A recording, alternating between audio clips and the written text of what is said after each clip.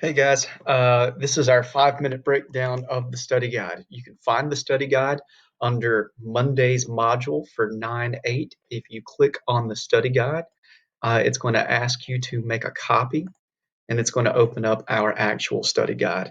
I want to give everybody a quick rundown of what each and every single one of these terms mean and how it could show up in our test. So, number one, gold rush. This is what drove everybody out west. The idea that anybody can get rich, anybody can make a new life for themselves. And that leads us to the Homestead Act. We're going to go from left to right and we're going to go row by row. The Homestead Act was the law that said that every single person who wanted to go out west could get 160 acres worth of land for free. All they had to do was farm on it. So it completely changed everybody's life. When they got there, they had to build soddies, which is our third term. These are houses that are built basically with what they had. It was houses made out of sod, which is dirt, right? Everything was able to change for them once the Transcontinental Railroad was created. This is the railroad that connected the East Coast to the West Coast through the Union Pacific and the Central Pacific lines. Once that happened, we started to see boom towns. All these little small towns that would boom up once the railroad track was built. But unfortunately, once the railroad stopped being great, ghost towns developed. That was when basically people left all these towns that they had created because they needed to go somewhere closer to where the train tracks were. Next up, Interstate Commerce Act. Real quick, it's a law that limited how much train tickets can buy. All right. Impacts that it had. Number one, it started putting Native Americans on reservations. It started saying that people could not be in reservations, or I'm sorry, in normal land, and they had to move to reservations because we wanted assimilation. Assimilation, guys, is when people become Americanized. We wanted Native Americans to start acting like everybody else in the United States. That led to a lot of conflict, such as the Battle of Little Bighorn and the Battle of Wounded Knee, which were parts of the Indian Wars. We looked at images from these and the hippo that we did last Tuesday. Okay.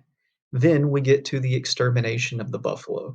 We talked about how there were 65 million buffalo and a way that we were able to force the Native Americans on reservations was by taking out their life source, which was the buffalo, because it allowed people to have food and clothing and everything else, and we killed 99.8% of them. All right. Then what we see, guys, is the Dawes Surveillance Act. The Dawes Act is going to outlaw tribal ownership of land, which officially makes reservations the only place that Native Americans can live. Because of all that and people moving out west, we start to see a new political party develop, and that new political party is populism, which came from the popular ideas of people at the time. Biggest thing they fought for was a graduated income tax, which meant the more money you made, the more you pay in taxes. The poorer you were, the less you paid in taxes. That was developed by farmers coming together and creating an alliance. As a farmers alliance is a group of farmers who come together and they fight for that. The big thing that we see out of populism is the debate between the gold standard and bimetallism. What should we use to back up our money? Money is just paper. What should we use to back it up? Should we use gold or should we use gold and silver, which makes bimetallism?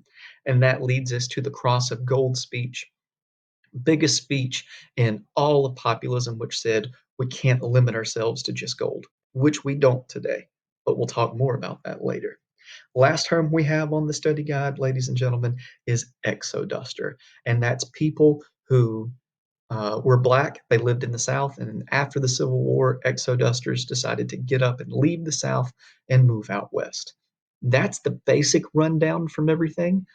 Make sure that you go back and you're checking out the notes and you're getting everything. I'll have the PowerPoint posted so you can see everything you need. If you need any help with any of the other terms and breaking them down further, let me know. All right. Good luck getting that study guide done.